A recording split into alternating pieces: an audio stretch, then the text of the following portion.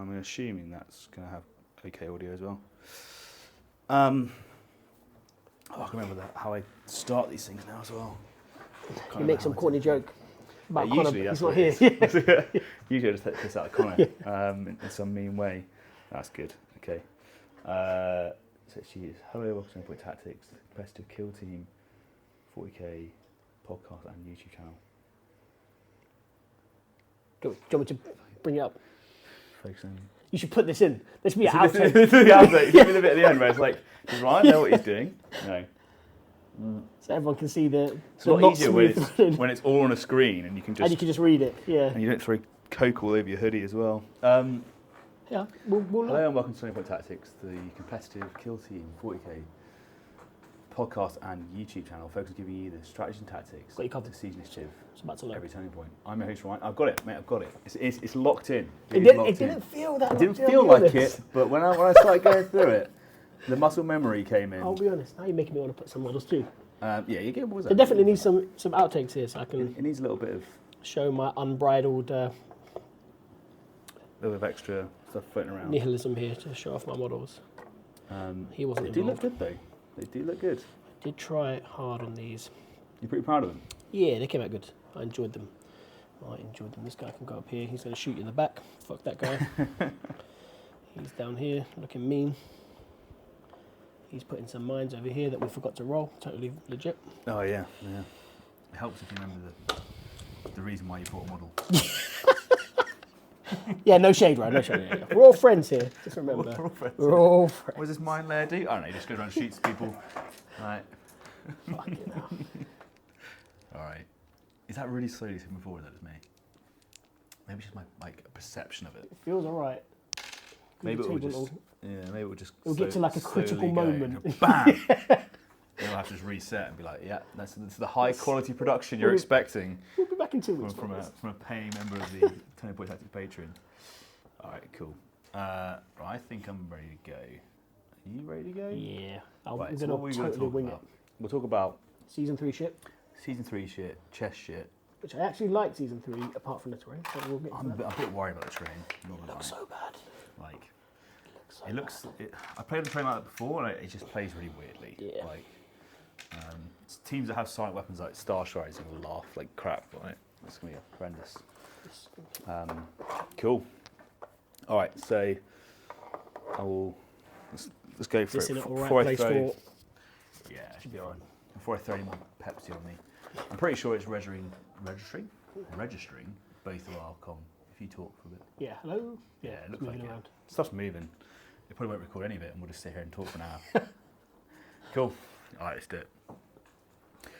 Hello and welcome to No Point Tactics, the competitive kill team 40k podcast and YouTube channel focused on giving you the strategies and tactics to seize initiative every turning point. I'm your host Ryan, and I nailed it. That was the first time. Yeah, no practice. No practice. There was no research. We just went in. And I'm joined by Jason. Jason is the sort of founder. The key. Yeah, I'm the biggest bully. The biggest bully in the Nots Kill Team. The father figure of Nots Kill Team, and basically has established the group from the ground up, which is pretty damn awesome. So great to have you on. Thanks for coming on. And I think this will become when we put on before actually. People haven't seen your face before, so this is like the big face reveal of Jason. Apologies, guys. It's like actually, no, was it the kid? I think there was. It was the battle report, wasn't it? The battle report. Did you have face in the battle report? No, that was. It was just screen time. Just screen time of Harlequins getting destroyed. Just getting destroyed. Yeah. That is definitely falling over, isn't it? That's not just me. No, that has moved. That has moved. Let me just quickly reset the camera so you don't just see a table and not our beautiful faces, which is what you're coming here and paying for. This is real high quality. So this is like the new format that we're going to go with in future. I'm actually going to bring the proper phone stand because I totally haven't just stacked you on a bunch of plastic kill team boxes. With some blue tack. With some blue tack, which is the high quality. And it wouldn't even, I guess it'd be less disappointing if I didn't have all the stuff to be able to do this properly anyway. So I actually do have all the bits that I need. I just didn't bring them. At this point, all the patrons are fully expecting you to spunk their money. It was like, what's he doing? Oh, he's going to America again. Great. Loads of models, though. So yeah, there is. Well, so I've actually managed to, I think, order Strike Team Justin, just Ian and his mates. So I'm going to send that off to Josh soon. So Nice. hopefully you'll be able to see those, and I'll give them a go. I don't know how good they are, if I'm honest. Like Yeah. they seem kind of bland. Maybe it's just me. I like something like. I think Eliminate looks so dope. Like They feel a bit like a halfway house between Compendium and a bespoke team, right? They're not quite Compendium. They're not that bland, but they are not anywhere near a bespoke team because they have nothing. I mean, it'll be interesting to see when the PDF rules come out, because if they actually do give them like equipment, tac ops, Yeah. the lot, they could be a really fun team. Mm. At the moment, I don't know. I'm feeling like I might just get bored of them a little quickly, but I do like my elites. So, and speaking of elites, we just played a Phobos mirror match. Meta chasing. Meta chasing after Ace. But it was good because obviously I just recorded the podcast talking about Phobos, so we were able to look at a few of the bits that we put through, and I don't know, like I don't think they're very reliable. Yeah. It feels, like, feels like when something goes wrong that everything goes wrong. Everything goes wrong. So you managed to charge one of your Reavers into one of my guys and die. Rolled one hit. Woo! Yeah. So like One hit of 5. that's pretty gross. Yeah. And that's there's not much you can do about that, unfortunately. My crack grenade, real good. Yeah, crack grenade, Real one good. hit. Got one hit, which you retain for cover. So Connor and I have this chat actually every now and then. We talk about how dice can spike and how if you roll like at the start of the game really poorly, even if you roll really hot at the later stage of the game, it can sometimes be so disruptive Yeah. that it doesn't matter, right? Like Yeah. you threw a crack grenade, did no damage, charged someone and just died, having done like 4 damage. So you lost an entire model and an entire activation. I think from there Yeah, it was pretty much. that's it, right? It's The like, writing was on the wall from there. Wasn't yeah, it? which is like, interesting about those mirror matches because it becomes so important those singular events. Whereas in horde teams, like you can just Yeah, Doesn't you've got matter so more much. wiggle room to recover it, haven't you? Potentially. which is interesting. But do you think you're gonna play Phobos a lot more? What do you reckon? So we just I made a flippant comment of they're not that hard to play, which I meant the rules are actually not that hard to grasp compared to like Void Dancers, Yeah, where there are lots Just of say that's lots of confusing. horrible stuff going on, lots of confusing Yeah. stuff. But I guess to run efficiently, they're very difficult because they're not Space Marines where they can take lots of hits and dish out loads of damage. they just They're, sort of do they're weird pretty little much subtle things. guardsmen in power armor, which is real bad. But they're real good at playing the That's how mission. it feels when you don't roll above a 3. Yeah. They are good at playing the mission, and so the Omni Scrambler is a fantastic ability. I think we both sort of forgot about that at the start of the game, Yeah. but we did a bit of moving around and higgity piggity to put some threats out. So MVP for me, I really like the Voxbreaker.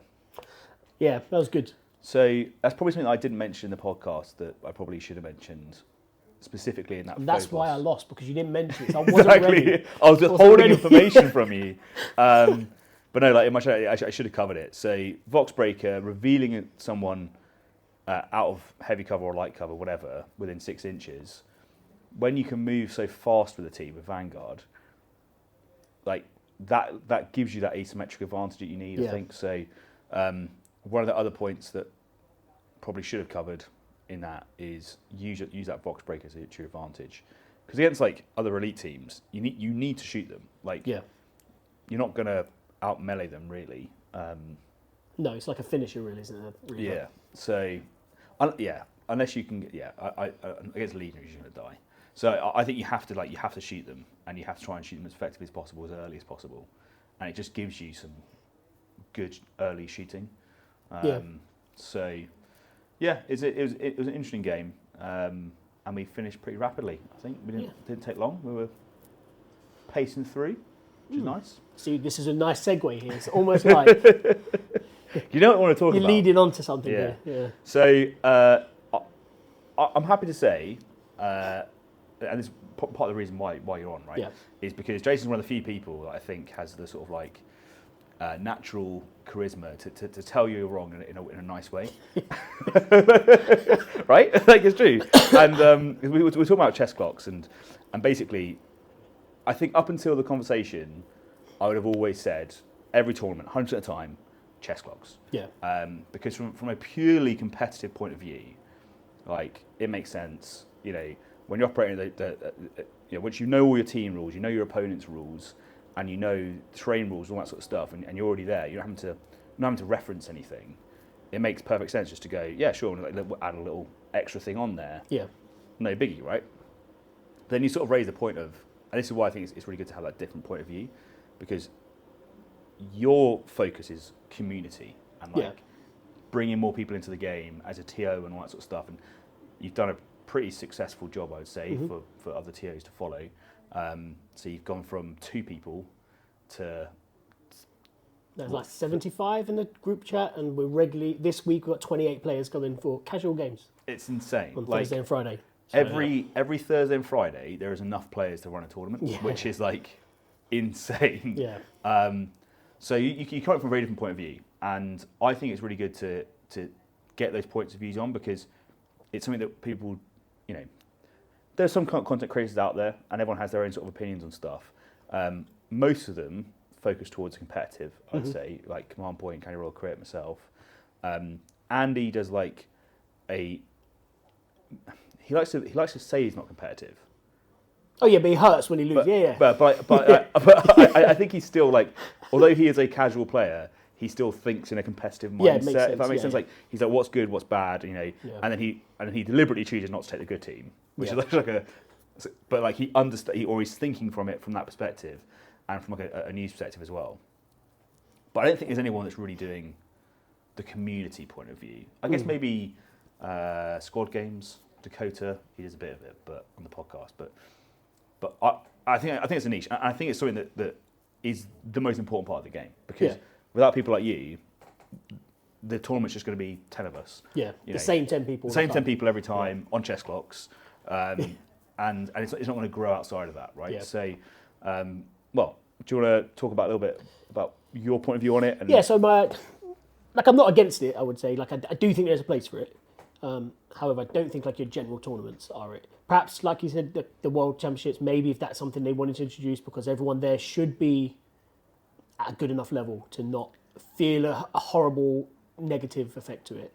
What's really interesting with the World Championships? Yeah, I'll let you say. Oh, you're going to say it? Well, yeah. They chose not to do it, right? Chose They've not gone to for do it. 4 hours. So Yeah. they've got massive, like, you have all the time in the world to deliberately avoid any chess clocks.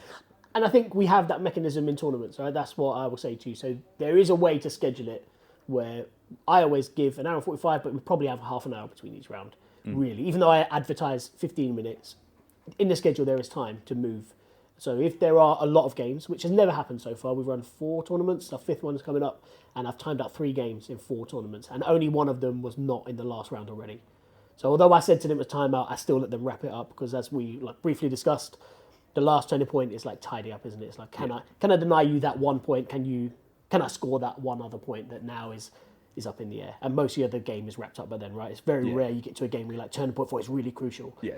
The games are decided on turning point 2 and 3. 2 and 3 is done, isn't it? So out of those 3 games, 1 game was timed out in turning point 3, where I had to say like, you'll just have to wrap up these activations. That's done. The other 2 we had the time. They were timed out. I was like, you're timed out, but you can quickly talk out and roll the dice for whatever situation was. Can you score that or not? So I don't see it as a problem. So like we have mechanisms in place. And if you think someone is deliberately wasting time to gain an advantage or game the system, that's why you have a TO, right? And I don't think there's any shame in asking the TO to come and have a look at this, or just run through it. Like, this guy's taken 5 minutes to move 1 guardsman and we're in turning point 1. It shouldn't be that crucial at this point.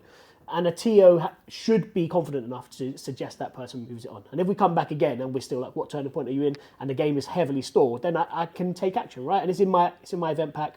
It's in every event pack I've been to, every tournament. Say the TO can time out games, can enforce a loss, can remove you from the tournament if it's that bad. Yeah. But you played a lot of Kill Team. I played a lot this year because I've been getting more and more into it. I've never had... Well, and he made a really good point. So you've run 4 tournaments, which the latest one was it 32? 32, yeah.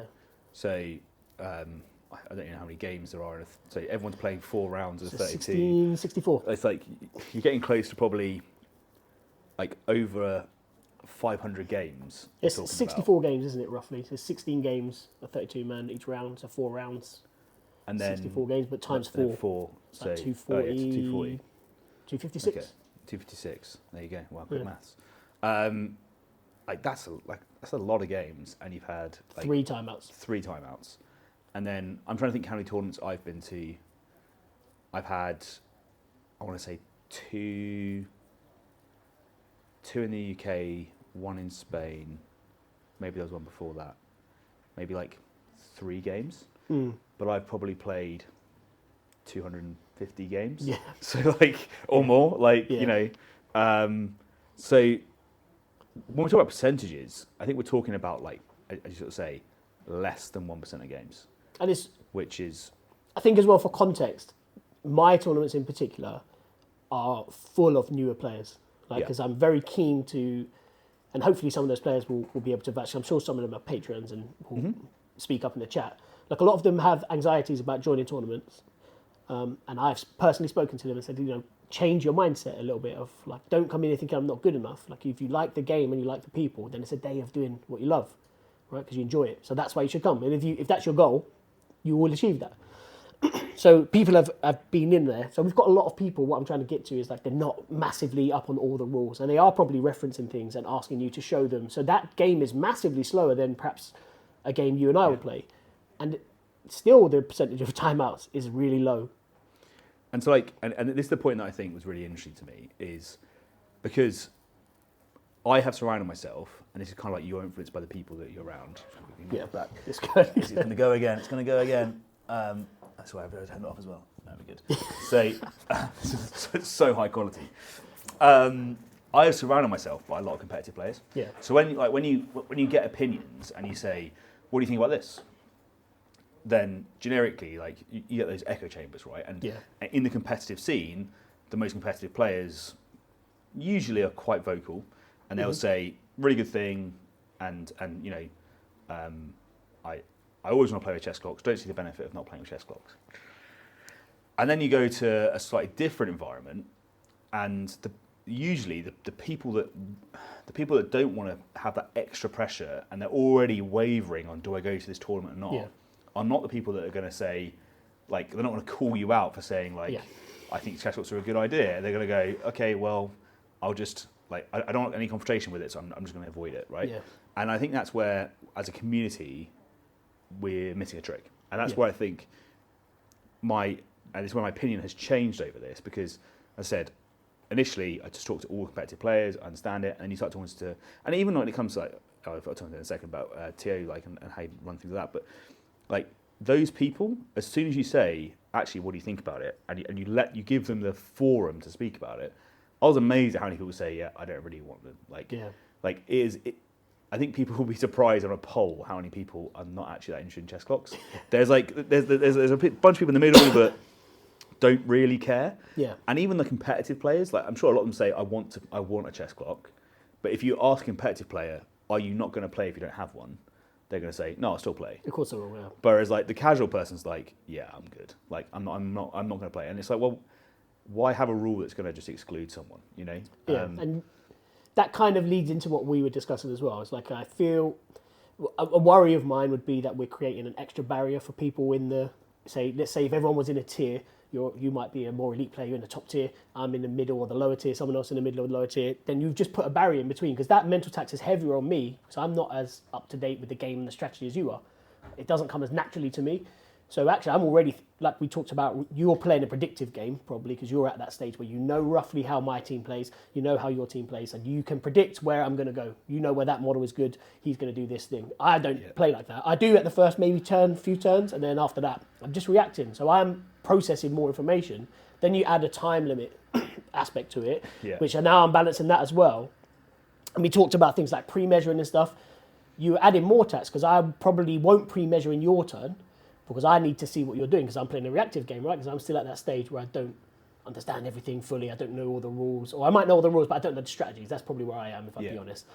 You are able to look at someone playing Void Dancers and be like, I know how a Void Dancer player at the higher levels is going to approach this game, but I don't. I just see, why has he done that, and try and balance those things up as I go. So you're adding more tax to me, and that just creates a barrier which doesn't need to be there, right? Because the competitive scene will be better if more people are in it. That's how I see it. And another interesting thing on it as well is like there is already a lot of rules to learn for this game. Yeah. And now you're adding another set of rules on top of it. Yeah.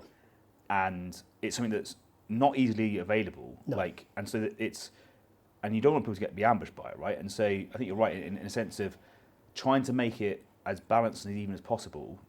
If you surprise someone a day who's not expecting it and say, hey, do you want to now play like chess clock rules? Like, well, I've never known it before. Like, what am I, like, what? And I don't imagine there are any casual clubs. I don't imagine there are any casual clubs that are like, let's do Thursday night or whatever gaming night we do, and let's all run chess clocks for the... Well, this is it. I mean, I think So the game... where do you become accustomed to it? So I do think the game will be better. Well, I don't know. I even say that now, and I'm sort of questioning it because I don't know if it's better.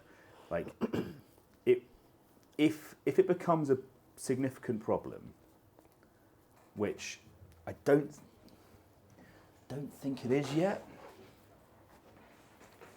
There is some high level games that I've known have had time issues, and it is like less than 1% of games. So I can understand from that point of view. But see, this is where I think. So what I've done for the tournament, the Turning Point Tactics tournament, because this is kind of like based on the feedback. And I asked a bunch of people about it. And I was like, I want to get some feedback. I want to understand what the community thinks and feels. And I feel like we try to go for a balance, right? So day one, like, unless both of you want to play with a chess clock, which some competitive players want to, and they'll be paired up with each other and say, yeah, I want to do that, then, like, unless you both want to, you're not playing one.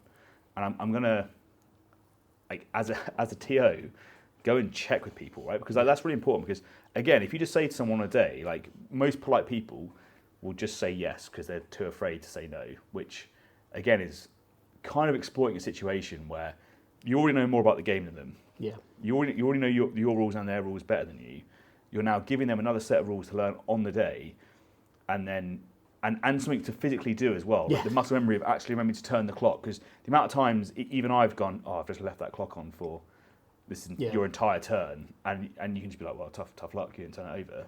You know, that's a whole extra level of stuff that they weren't even preparing for. So if someone comes to a tournament and they don't want to do that, they shouldn't have to do that, right? And that's why I think it's really important that we go around and make sure that people actually go, do you know the rules for playing with a chess clock? Because we've heard people say if you run out of time, you score 0. Well, that's not how that's not like. That is how some places. Really, that's how some places do So that's another thing. Like it's like what's the some difference? of the Polish players play it like that because I played Mateusz at Warhammer. That's what he was telling me. We did use a chess clock. I didn't enjoy it. That has probably coloured more of my opinion, on top of what I already thought.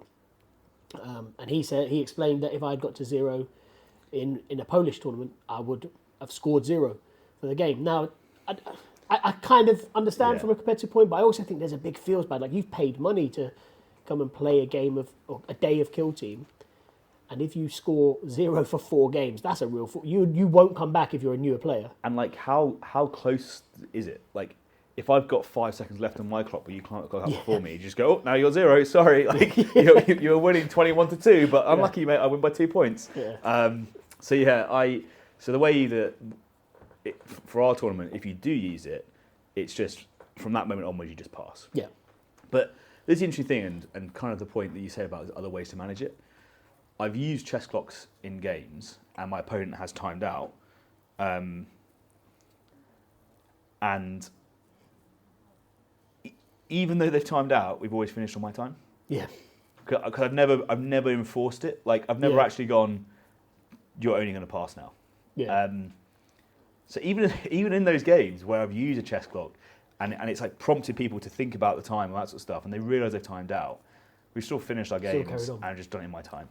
And that happened in Spain. There was a guy that he'd been slow in his games, and he was like, I want to use a chess clock because, I want to be aware of my time.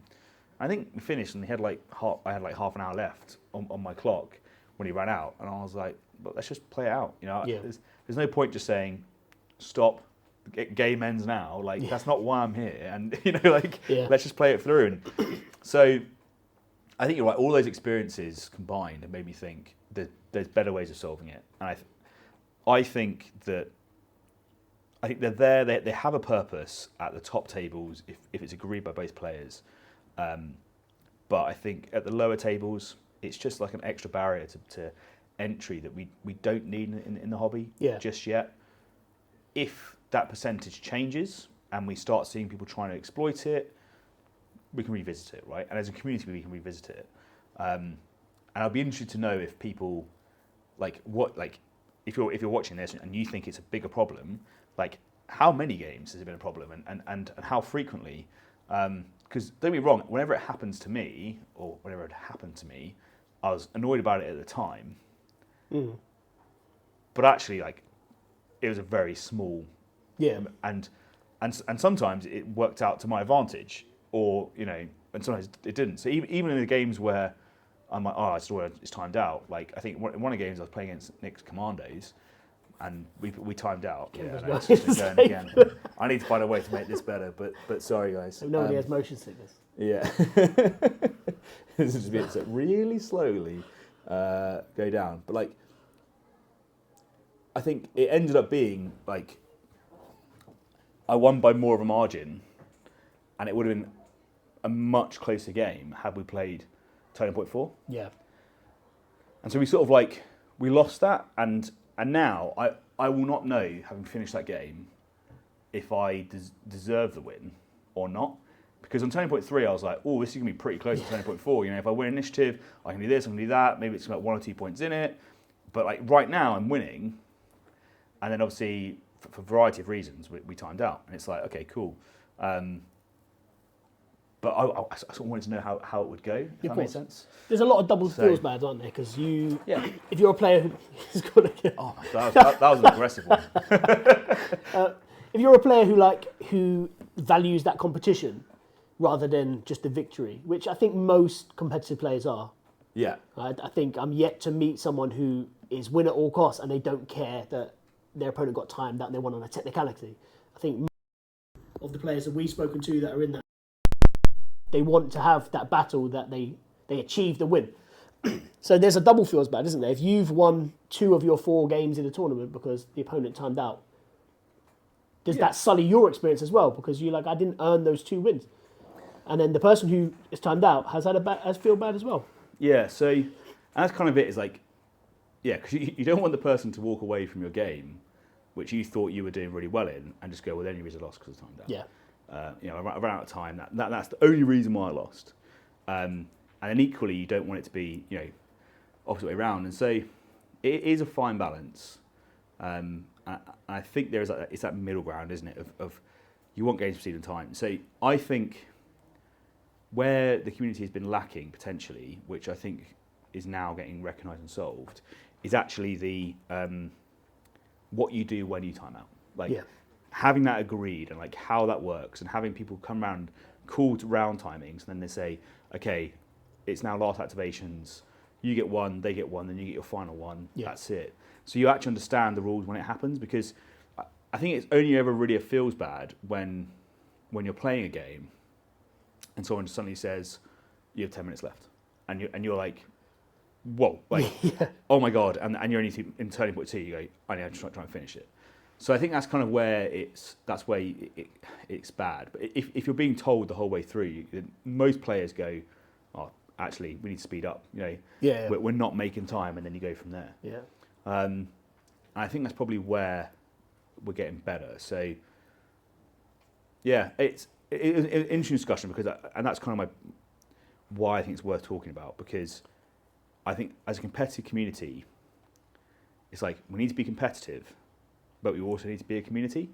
Yeah, and I think a big part of competition is having new blood, right? Because if we isolate the people at the top, then your competition will be less exciting, because it will be the same people all the time. Yeah. And the fact that people can just potentially, like Dan Barton had a bit of a meteoric rise this year from practically nowhere, right? And now suddenly he's a big player. He's really good.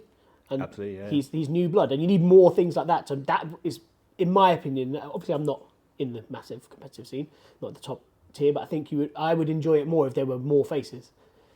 Because I think you're 100% right, and that's kind of the cool thing. You want to prove to people that that's possible. Yeah. Right? It's like you can start this game, you can enjoy it, and in a year's time, you can be like a really good competitor. Yeah. And what you don't want to do is have someone who could be like that put off because of a mechanic that's actually not core to the game. yeah, it's not part of the game. We've introduced it as a community. Yeah, and it's an extra gateway that we don't need to have because Yeah. it solves a problem that isn't a massive problem. But something I did think as we were talking is like it could be a meta thing, couldn't it? It could be like we're in the UK and that's not a UK focused problem. Yeah. It could be more rife in like Poland or somewhere else in the EU where they have a bigger scene and maybe they have a problem and that's kind of trickling over here because obviously we get a lot of guys coming over from Poland and Spain and yeah. other big kill team communities. Might be worth just doing a poll on it and just being like, what have you guys seen? Yeah, And it will be anecdotal, obviously. of course, yeah. But like, out of the percentage of your games, how many have you had that's been a problem? And because I'm sure, it pains me to say it, but I'm sure there are some people out there that will try and abuse it to get a little advantage. Do you think you've ever played someone where they deliberately played the time? No, I don't think. No, I think I've played people who are just unintentionally slow. Yeah. I think. No, I can't think of anyone that I've played against that I think. One of the arguments I've seen for it is like we should both have an equal amount of time to play the game, is what I've seen, right? However, my counter argument to that would be this is an asymmetrical game. So if you pick a 6 model team and I pick a 14 model team, you have strengths in your 6 model team that I don't have. That's the asymmetry. But Because otherwise, you can't homogenize everything. true, but the way that those teams are built and the way you should be playing those teams should be such that like that's the penalty reward, right? So I think because kill team selection is something you have to choose. It's like if you know you're a slow player playing Vet Guard with 12 activations or Blooded, Yeah. like it shouldn't become a problem for your opponent. Because it's kind of like, because I agree with you in a sense of you have less models, but how far do you take that? So Do you isn't like the benefit is your mental tax is less because you're moving 6 models Yeah. and you're keeping 6, so say Space Marines as an example, you're keeping 6 models safe, but I'm keeping 14 models safe. But each of your movements is more important, and there's more to consider with each of them. So like, But you're more efficient. Every time you want to kill something, you probably can kill it. Yeah. Every time you need to take hits, you probably can absorb those hits. but I think that is And that's where the asymmetry lies. Yeah. But so my only concern would be if you said to someone, well, I've got a horde team, so I'm going to play an hour of kill team, and you're going to play half an hour, and they go, but like, what if I want to play? You know, or how far can you stretch it? Can they do an hour and 5? if we both have 45 minutes on the chess clock, you won't take 45 minutes probably with a 6-man team. Yeah, that's true. So we have time in the rounds to absorb some asymmetry, right? Yeah. And if I think like you wouldn't deliberately labour your moves just because someone, when we were talking about a Warhammer world, was like, well, we should play the same amount of kill team. So would you deliberately take 10 minutes to move a Space Marine so that you match up to my 14, 12 moves, whatever it is? So you wouldn't, would you? You'd still play. Well, I think it's you get so by doing that you get to have your time where you need it.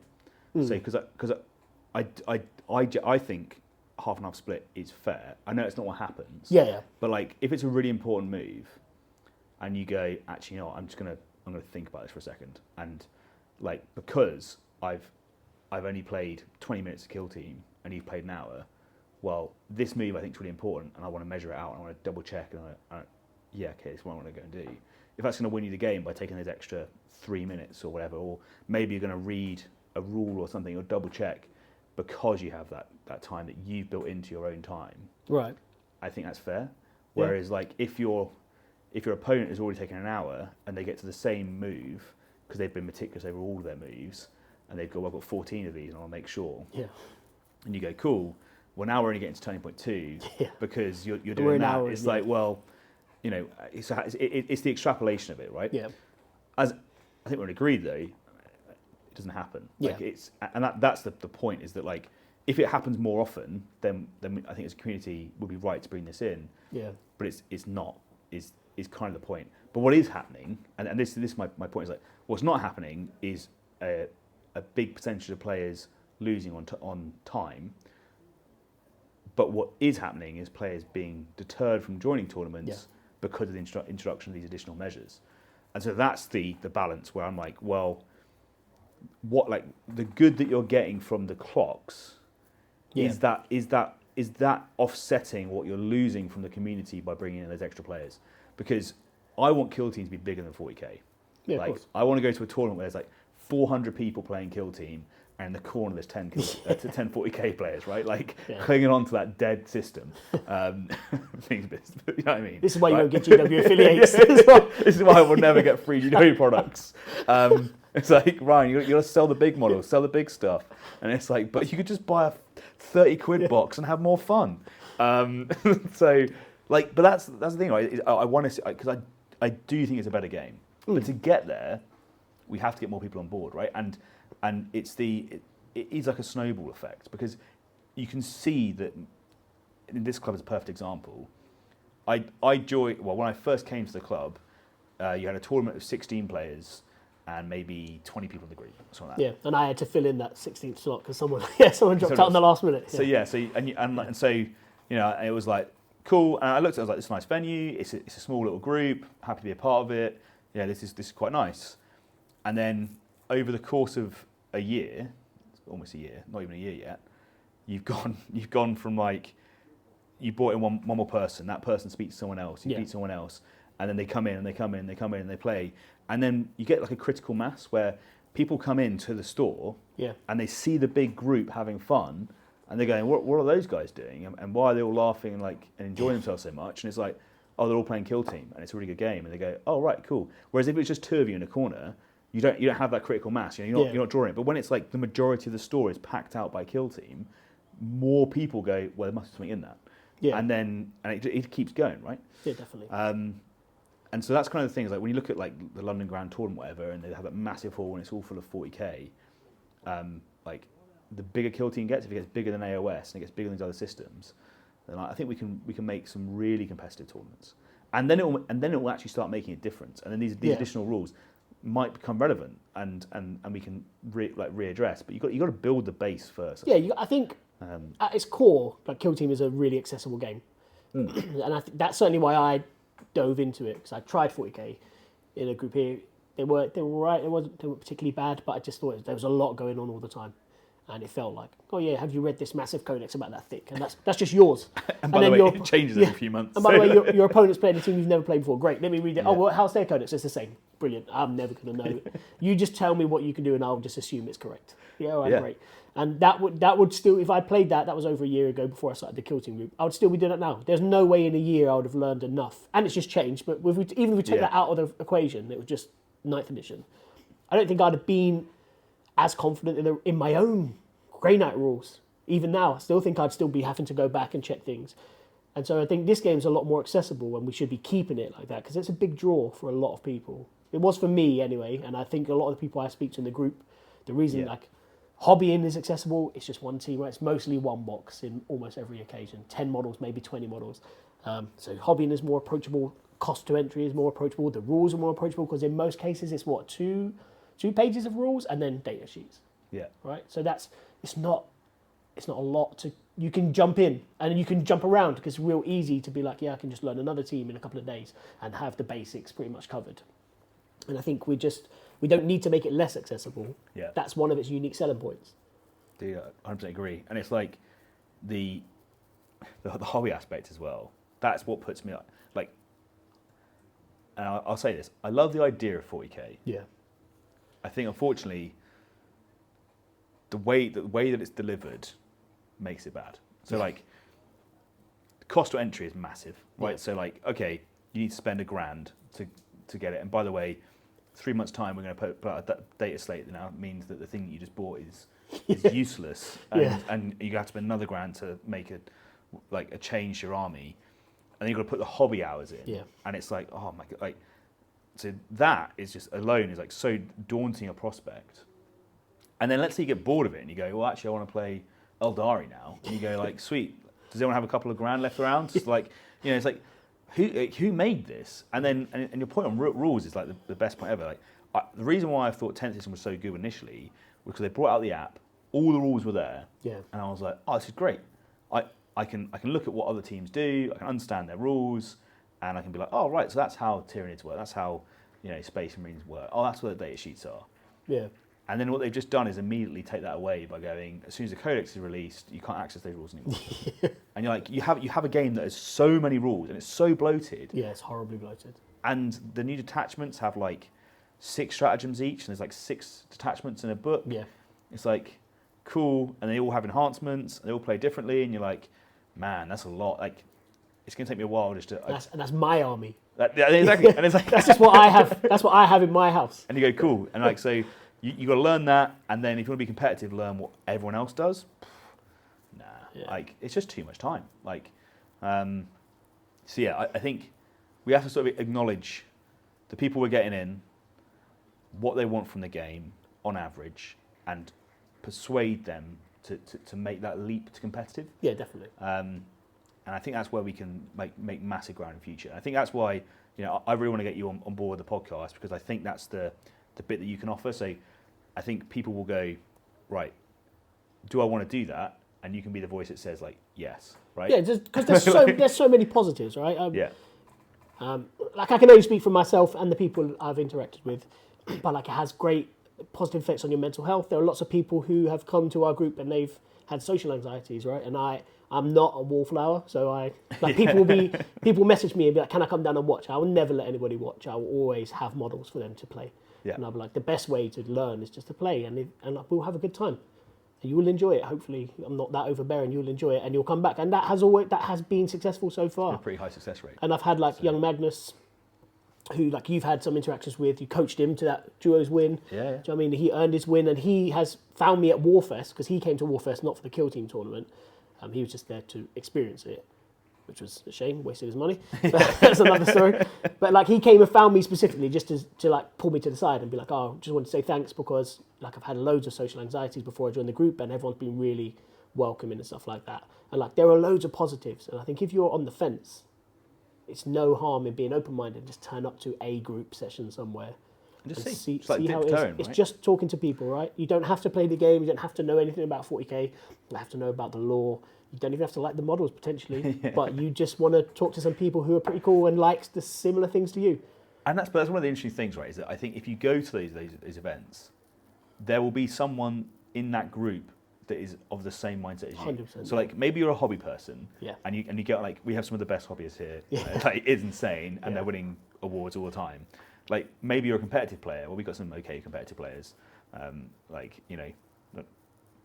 Yeah. Oh, well, yeah. Wonder who that is. Yeah, fine.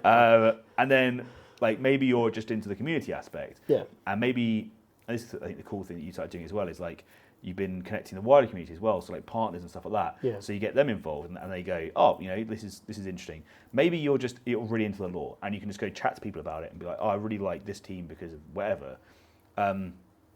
There is someone there that's going to vibe with you about one of those things. Like, whatever it is that's making you think to yourself, yeah, maybe I should do that. Like, maybe that's what I'm interested in. There will be someone in that group that wants to do that same thing. And that's been replicated everywhere that I've seen. Yeah. And that's what I think would be really cool going forwards. And so, like, this is where I'm hoping, like, a little partnership will be cool, because if you can get people to make that first step, and then I'll sort of say, and if you want to improve your game, like, this is how we do it. Because that's the next bit of it, I think, is make that first leap, join the community, go to your first tournament, like, and then you'll realise what it's like. And I think almost everyone, I've not met anyone who's gone to a tournament and then gone, I'm never going to one again. Like, yeah. So I ran that first tournament. That was my first ever tournament experience. Was running my own last Christmas, and then like there was a bit of a desire from the group to keep going. So I like grew it a little bit. We went to other tournaments around. I went to King of the North, been to Warhammer World, went to Warfest and stuff as a group. And I don't think I've had a bad tournament. I might have met a person I was like, I enjoyed that game less for various reasons. But I don't think I had a day where I was like, the whole day was a blowout. Do you know what I mean? There's always been positives. I've always been like, I met some really cool people. We had a cool game. Like, we had a good time. We chatted lots, or I learned something from someone who was really good and much better than me, and they taught me a way to approach something I never thought of before. And there's always been loads of positives. I don't think I've ever walked away from a whole tournament and be like, the whole thing was a blowout. Yeah. Do you know what I mean? I could say a game might have been less favourable. Even that, I'll be honest, I've never had a game I didn't enjoy at a tournament. Yeah, and the thing, so so for me, the worst tournament I've ever been to was obviously yours. No, I'm joking. No, the worst one I've ever been to is Warhammer Fest. But you're right, like it was the worst one I've ever been to, but I still had so much fun. Like I had some incredible games, Yeah. you know, and I had a whole bunch of social around it because you know a whole bunch of guys from London turned up, a whole bunch of the Manchester crowd turned up, all my teammates turned up, and so we were chatting in the evening, going out for beers, drinks, Yeah. whatever, that sort of stuff. And so like that aspect of it was incredible, right? And so you go, actually, this has been really, really good. So yeah, like I think you're right. There's never been a net bad tournament I've been to. Yeah. There's always been good bits, and even the worst one wasn't actually that bad. Like it was frustrating for some reasons, but I still enjoyed myself. It was bad for like organisational reasons, wasn't it? Yeah. Like But what's been really interesting to see is how the community and the like Warhammer World and that sort of stuff has responded to it. Like, Yeah. because they're very invested in making it better. I agree. I think that's really cool. Like they've gone, sweet, like what didn't people like? Right, get rid of that. What did people like? Here you go. I found it quite, I don't know, like cathartic process almost. Like when we came back, and we know somebody who works for GW, and so I just messaged him some feedback, and then he was like, "I'll find out how I can pass it on." And then the next day he came back like, "I know I'm going to a debrief for Warhammer Fest. So like, send me everything." So I collated loads of feedback from all the guys in our group. And like he was really keen, and he sent us some counter feedback, almost if you will, like a response from some of the people in the debrief. I thought that's really cool. You don't have to massive organisation. Yeah. They don't know us. We're all faceless people, so we think. But they actually sent back like, yeah, we're happy to like look at this, and we're happy to take some of these things on board. I think that's pretty cool. It's really quick as well, really quick turnaround. I think, and I hope they go forward the same mentality because it will only help the game. Yeah, I think GW will do better the more they engage the community. Yeah, definitely. Every time they've done it, it's worked out well for them. And even if it is, because I think a lot of the frustrations come from a lack of understanding. So even if you say to someone, look, the reason why we've done this is because it was going to be mixed, but there was a shipping incident, and now we've only got Octarius, and everyone goes, okay, cool, I get it, right? Like, and people will. They might be a little bit annoyed about it, but you won't care that much because you know the reason. Yeah. It's like leaving it to people's imagination that's worse. Yeah. And people have this, like, GW are an evil company, they're trying to take away money. Like, well, they're a private company, they're trying to make money, right? Yeah. But they only do that by keeping the customer happy and that sort of stuff. So, like, I think if they engage with us more, they would do better. I think the Warhammer World's event staff, for me, are incredible. Like, Yeah, they were great. They were really good. I've every single time I interacted with them, I think they've absolutely nailed it. The nicest people, and that they do exactly what GW want them to do. I think. And they seem very receptive. Like, 100%. Obviously, you go to a lot of things, a lot of industries where they say, "Oh, send us feedback," and you're like, it feels like a pointless exercise in a lot of cases. You're like, well, I might have really good, valid feedback, but I know it's not going anywhere. Yeah. But those guys, like, they respond. Like, At every tournament, they're invested in that feedback. They want to know, and they're like, if you are upset about something, they will speak to you about it. and they'll change it. So, like every tournament you see, like right at the beginning, people are like, "Oh, can you put out deployment zones or objective?" And it's like, "Yeah, next tournament they're there." And it's like, "Oh, can you like do that?" Yeah, it's there. And it's like, "Oh, the round times weren't too great. Yeah, we changed that." Like, and then you go, "Cool." And can you do what was the latest one? Map layouts. Yeah. And they're like, "Yeah, sure." We like, and they've like solved every individual bit of it going forwards, and you end up in this like scenario where you go, "This is perfect." Like, like every time I go there, it's better, and that comes from community engagement. Yeah. So this is kind of like the competitive community. We're focused on that community point, which is where I think hopefully we can do better. And I think I'm very open to have my mind change on stuff because. So another point on this, which is where perceptions change, is understanding stuff from the TO point of view. Yeah. because when you turn up and you're a competitive player and you've never organised a tournament before, and you've never had to do any of that sort of work, it's very easy for you to assume it just happens, right? And it's like until you speak to the TOs and understand what they go through, and like for instance, I used to think best tournament would just be all mono terrain, so like all open board or all mixed, and no crossing, and you just have enough terrain to do that. And then someone says that's great, Ryan, but like I don't have that terrain. So I mean, you can either have mixed or not a tournament. So and you go, oh, obviously that's like I get it now. But you just need someone to explain that and go, cool, so this is the realities. And then they go, I'm actually crowdsourcing the terrain, so I don't know what I'm going to get on the day until people turn up with it. Yeah. And then it's like a TO making the financial investment to get the terrain is massive. So I think it's very easy for people to be critical. But I think what we're seeing is a lot of people investing their time and making these improvements. Yeah, for sure. And so I think for a TO to buy a whole bunch of terrain, they need a community that's regularly turning up of a big enough size to do that. So it's like if you want these competitive improvements, then I need to get the revenue. I think to make it happen. But from my point, I've invested a lot of time and effort to. Like I think you mentioned it on one of your podcasts already. Like I do speak to every person who joins this group. Yeah. Like not just by messenger. I'll find them face to face and we'll have actual conversation. Yeah. And that is obviously paying dividends because they feel a bit more welcome. They feel a bit more included immediately because it's not just like turn up and try and find the kill teamers in the corner, as it might be in other places. Like I will find them. And be like, I think how you doing? Like it seems like you know everyone in this place. Yeah, like, because I do, and find them. And I have a conversation with them. But like what I'm getting at is like there has to be some kind of investment in return as well, right? Because I can't be the one feeding it all the time. There will be a point where I'll be like, that's too much. And that has happened a few times. There has been a bit of burnout where you're like, I'm putting so much time and effort into, and I've got to juggle work and family and other stuff. And sometimes you need the community, your group, to take a bit of that burden on. Yeah. And like what you said about terrain, I think that's where we are, isn't it? That's where we are right now, trying to crowdfund kind of a bit of a pool of money to expand so that we can be completely self-sufficient for like tournaments and events, because we are crowdsourcing almost all of our terrain that you and I can't provide between the two of us because we have everything.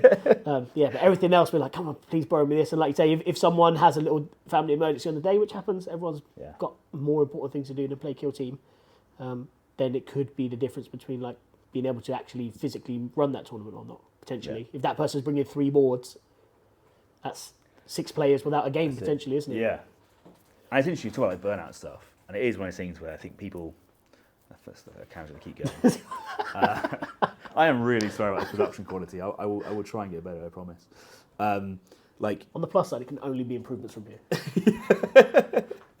Episode 2 of... It'd be amazing. They'll be like, wow. We should probably think of a special name for this series. What a transformation. Like, be like, he actually has a camera that's stable. He's not just leaving the screen every 2 minutes to go sort it out.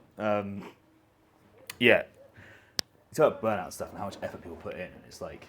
Even just from making a podcast, it's like the regular drumbeat of it. Yeah. And it's that sort of thing. It's like and as you say, you only need work to try and come in and mess it up or whatever. And suddenly you feel like you're behind. Yeah.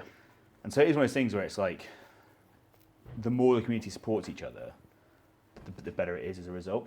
And I'm seeing like quite a lot of the sort of like fruits of that at the moment, where there's been some like awesome stuff. A guy painted a model for me which had a little Turning Point Tactics logo on it, and like dude, that is insane. That's really nice. It's so cool.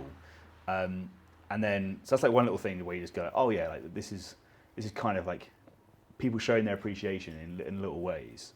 Then also just people like Andy helping out, connecting me to various dice makers, so I can try and like get some more like stuff to hand out for people, and also like doing his hobby and there'll be some stuff for people coming to tournaments to be able to see, and like it's that sort of stuff. You make connections with these people, and they go, actually I can help out a little bit with this, and I can do a little bit of this, and I've seen that in this group now is more people have felt, I guess, through going through the process that they can do more with it. And of course. Yeah, like actually now they're invested because they see it as part of their wider community. Yeah, that's kind of like a really cool thing that I think we're bringing on. So, it's awesome to be a part of this group because you can just see how big it's getting. They give a lot back. Like I would say, it's not. I'm selling it like I've done everything, which I had to a certain point. And then I'm not saying it's all me, but like 99% me. There was a point though. There was a point like in the early days where it was just all me harassing everyone. Turn up, let's play, let's get a game on. And then now there is a lot. It's a lot more mixed effort, right? More people are keen to play, so I don't have to push them to be like play. I just ask, "Are you coming?" And suddenly there's 20 people who want to come. Yeah. I just say, "Are you coming on Thursday?" There's a big list, and there's less harassment from me. So it does. I did need that because I do think I would have got to a point where I was like, "Yeah." This is the really high quality. Now you got someone with a very loud car exhaust. Yeah, I do think I'd have got to a point perhaps where if I kept having to be the one always cracking the whip, kind of, and being always driving it forwards. Again, this is the reaching critical mass point, right? Because now you've got like some of the key personalities that may be leading on hobby or leading whatever is, and they're always chatting in the group, and so people will ask a question, and it doesn't have to be the answer anymore, but because you've built that community around you, and it's like that. It's that initial effort to go out and do that. I think is what's now brought all of this. Yeah, for sure. It's about. So, yeah, I think. If I know that Lincoln's group is growing, I know that various other groups, and I think there's people like Robin Lincoln and Adam, I think it is, like driving that sort of like growth. It's like if that keeps happening at all their individual levels, like I think that's really cool, and we could see potentially a awesome future for Kill Team. I would encourage those people to talk to each other if they can. Yeah. Like there are a lot of Discords that are communal, like your Discord, Glass Half Dead Discord.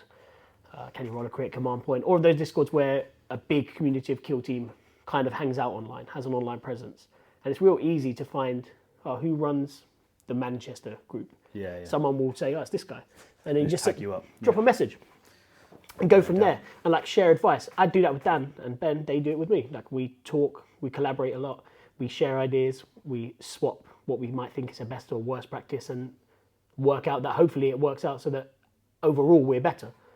Because he might have problems I've never encountered, and vice versa, right? They might be like, well, for us, this problem occurred, and I'm like, oh, that's never happened here. But actually, I can see how that could happen. How that could easily start to creep in, and you start to figure it out before it's a thing, and it never becomes a thing. And I think there's a lot in this community that you can just lean on. You can just ask somebody for help, and they'll help you. And to date, I've not asked someone for something that they've said no. Yeah, and that's the cool thing about the community is like everyone is willing to help. Yeah. So like. Obviously, I was looking at trying to generate my tournament, and obviously the first people I messaged was yourself and Dan and the other guy.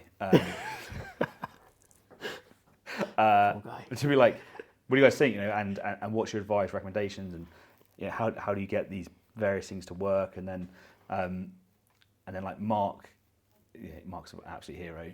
He's like, so you're clearly absolutely maxed, and he's very good at computers, and was like, I'll make your tournament pack for you if you just give me all the data. And he was like pestering me for it because he must be a project manager, so he's pretty good at these sort of things. He's like, but like each of the community like parts have helped out, and they've all sort of added in. And what's really interesting is so Mark, like this is just after COVID, we started Command Point UK, and Mark was like keen to do whatever. And it's really interesting seeing like where it's going, and now potentially we're at our first tournament, and we're hopefully, and this is what I kind of want from this tournament, is to connect a bunch of scenes together. Yeah. Because I think Nottingham and Manchester are very well connected. You guys are like, it's basically one community. Yeah, if they want to move house, they can join Not Skill Team. There's room in Not Skill Team. So like it's basically one community now, and I'm hoping that when everyone then comes down to London and we start to see a blend of those two communities, the same thing will happen. I know like I think Gin Cheap's coming up from Bristol, so he can bring up those guys, and there's some guys from Portsmouth that I think are coming up as well. And so like suddenly you just get this like blend of communities. Yeah. And you make those connections, and then you once you start doing that, it makes it more fun every time you go to a future tournament. Yeah, for sure. Because you end up going there and you go, oh, there's this guy. Oh, there's this guy. Like, oh, that person I met. When we go to Warhammer World, I've only been probably in that scene for 12 months, less than 12 months, with all the other Not Skill Team guys, because we kind of pitched in at the same time. And you probably know like 20 out of those 60 people immediately. You know, you queue up to check in on a day, and you just spend 20 minutes talking like to different. chatting How you people. doing? Yeah, it's been like 6 months, and you catch up on loads of stuff, and so people cool. remember so much stuff. And you like we talked about Mark before. Well, the first time I met Mark, he had these wound counter dice and dice trays. And I said, they're pretty cool for like bigger wound models. And we'd never met before. We never had any other interaction other than him beating me up at the table. And then the next tournament I went to, he didn't know I was coming. I didn't speak to him. We never connected online or anything. He just said, oh yeah, how you doing? And we spoke again. He said, oh, I brought these for you. And he just printed some out for me. I'm like, where does that ever happen in any other walk of life? He just printed them out on the off chance I might be there. So it's like, and that is kind of guy Mark is, to be fair. He is, Yeah, he's real an awesome nice. dude. But lots of people are like that in this community, I found. Like I said, I've played 40k, and there was a lot more elitism, I think, in the group that I joined.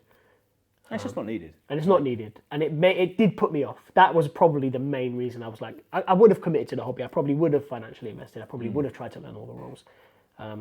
But there were the guys, the one guy in particular who played me, and he like tabled me with his brand new Tyranids Codex, and he was very competitive. And I was like, I'm not very competitive. It's my third or second game with a list that is not optimized because I bought it off eBay as a job lot.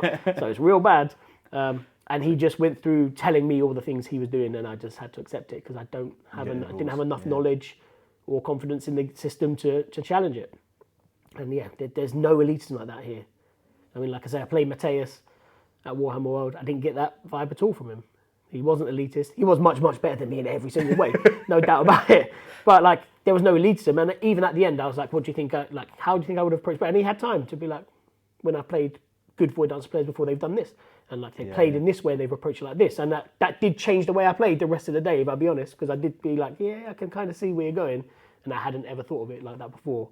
And then I picked up 3 wins on the bounce, so It worked. maybe it worked. Maybe that was enough to sink in. This is the cool thing. It's like, because the Spanish scene's insane. You know, like, I had exactly the same vibe when I went over there. They're just happy to play kill team with you. Yeah, That like no one is like absolutely win at all costs. yeah, Like, I don't think I've met many people like that in this community at all, to be honest. And I'm excited to go to Atlanta because I'm gonna hopefully meet like a whole bunch of the best US players. and they'll all be win at all costs. Could you imagine? never come here again. If it is, I'll take it out on Ben. But for this tabletop, I'll be like, Ben, what is this community you're fostering? No, but this is it. I think it'd be so cool because, you know, Shane and I have messaged whatever in the past, and it's like, that would be cool to go over there and meet face to face and talk. And I'm hoping that it's going to be that way. You go over and you realise that everyone's on the same page. Yeah, man. And it's then you go, oh, globally, we all want the same thing. Yeah, And then so that's the first step, is that linking communities locally. Then if you link communities internationally, I think we can have some awesome stuff. So I've learned a whole bunch out of organising this first tournament, and I think going forwards that's going to be like my aim. Like, I know people talk about world championships, you want to do world championships. I think that'd be so cool. Like, we'll start with the UK championships, and then we'll go to, like, you know, we'll keep going and keep getting better. But yeah, that'd be awesome, I think. So we'll see how it goes. yeah. I think if everyone just keeps it open as much as you can, I think that's the easiest way to keep the game healthy, right? If you keep For sure. that entry level low, you reduce the reasons for people to be deterred from the game system. You keep them out of the way, and there's less reason for people to say no. Yeah. And like, I'll give this a try. What is this? Really easy to join. It's really quite easy to pick up. Maybe not easy to master all the time, but easy to pick up, easy to get going. And maybe at some point, you know, you'll get good at hobby. You know, maybe you won't. You know, maybe you will. You've got time. You've got time. I'll give it a go. You've got Yeah, time. well, I'll start the next project. I realised that we started chatting about, I think it was chess clocks. Yeah, two bros just vibing. just vibing, just talking about chess clocks, and we have moved so far beyond that. We should probably in future have show notes, but But we were so well we're so well prepared. As you can see, you know, we've nailed this format. This is how it's going to go. no technical You'll issues. get the falling over camera will be part of the sketch from now on. You never know when it's going to happen. Just slowly, just moving down. We might do it standing in future, just so it slowly slides down. So And there's we'll have only crotches. Creep down like this as we go with it, just to stay in the shot. Just get more and more horizontal until it's just like in the table. But yeah, so hopefully this has been for people watching or listening interesting, a bit different. Yeah. We want to try and do it a bit more often. This is kind of like me trying to find ways to make more content more efficiently. Yeah, well, if you like broaching that ideas, we kind of spitballed earlier. Because people can give an opinion, right, and say if they would or wouldn't potentially enjoy that. Like you said about live streaming. Yeah, that's what So you kind of have this kind of same chat with other guys from our group. Yes, let's do that now. So one of the things that we're chatting about, and I think it's the sort of the future of how I want it to go, is so having watched a whole bunch of YouTube content creators, Yeah. I think there is ways that you can do it more efficiently. So I'm starting to think maybe we do live bat reps with then interaction with the audience. Yep. So you'd be able to say, oh, hey, why are you doing that on the stream? And we'll be able to talk through it. And the games, it'll probably be like 2 hours, 2.5 hours, because I reckon there'll be more interruptions. Oh, yeah, of course, yeah. But then hopefully I can give a bit more reasoning as to why I'm doing stuff. Like, I'm moving this guy here to do this, and then someone can ask, like, oh, aren't you worried about this? And I'll go, oh, no, actually, the reason why, and we'll have a bit of a two-way. But to do that, that needs like 3 people. You need 1 person managing the chat, then you need 2 players. And we need like this room, which, Sanctuary's given us for tonight, which is awesome. So that'll be the future.